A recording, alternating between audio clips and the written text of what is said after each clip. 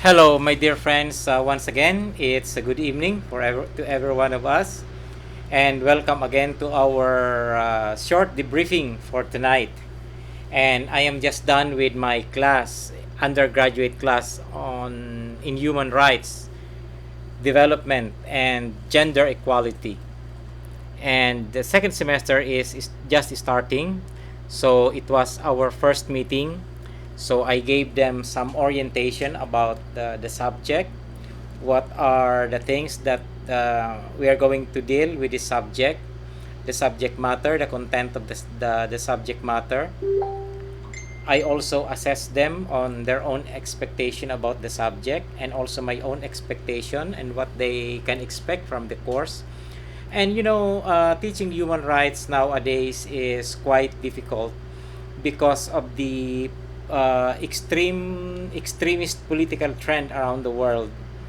And sometimes when you deal with a large class, for example, I think I have more than 80 students in this class, but I divided them into two blocks so that it will be easier and manageable for me because I want to give them focus on the lessons that they need to do and the activities that they need to do. And teaching, as I said, teaching human rights nowadays is difficult because of the rightist and the leftist extremism that we see around the world, and which at the same time is also undermining our traditions of human rights, our traditional values of human rights, and it is being challenged because of popular politics and the different similar sort of political trends around the world. But I think there are many ways and many approaches to teaching human rights.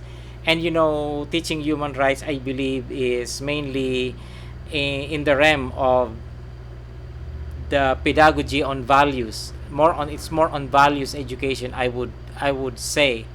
Although the legal aspect of human rights is also very important, because as I have said, primarily human rights is in the value system.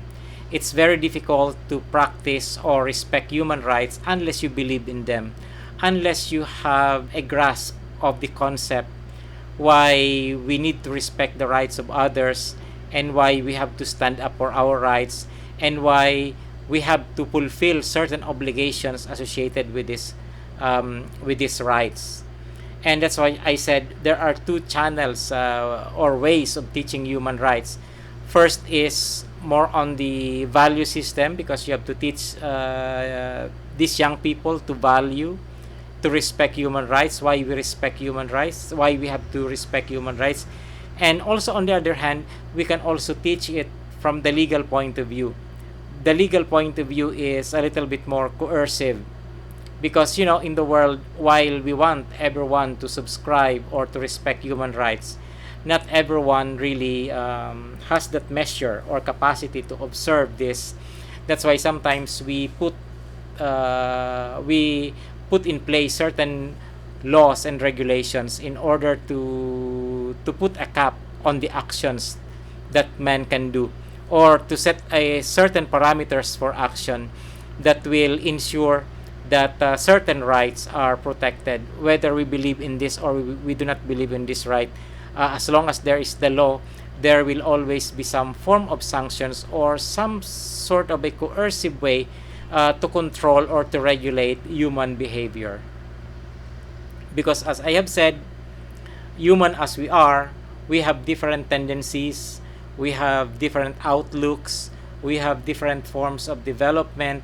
That's why we have to be very patient.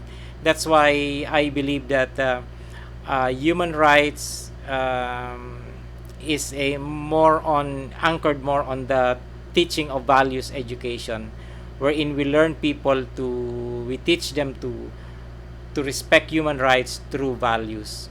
So napakahirap pong ituro siya ngayon.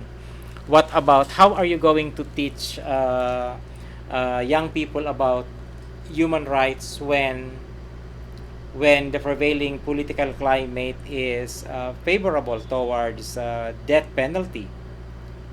So I have to explain to them the value of every human life, that human life, uh, human life is valuable,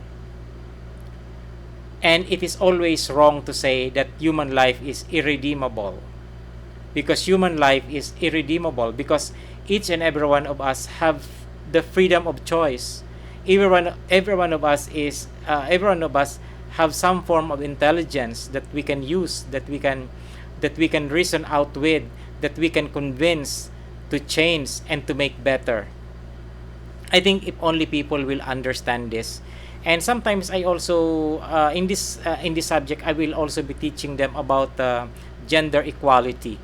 So gender equality is not feminism.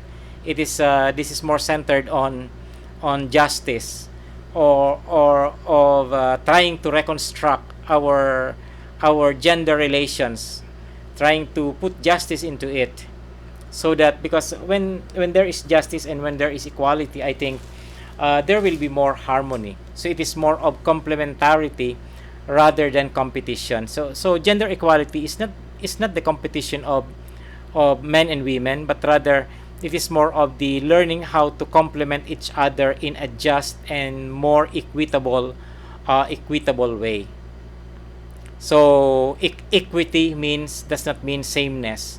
Equity means justice, giving justice to each and everyone. I know this course will be a very interesting course, and I hope that my students will learn something from this, and I hope that I will be able to teach them, to challenge them, to give them problems and questions that will excite their imagination, because it is very important that the decision should come from them, not from me, but rather I should be able to teach them and train them to make decisions of their own, and that this decision should be informed, based on facts, and based on reality. So, my friends, dito na muna magtatapos ang ating debriefing, and I hope that you are fine, you are good, always be good, and always take the side of the good. If you have to be biased towards the good. So, good evening, my friends, and God bless us all. I'm tired now. I need to find some rest and refreshment. Goodbye.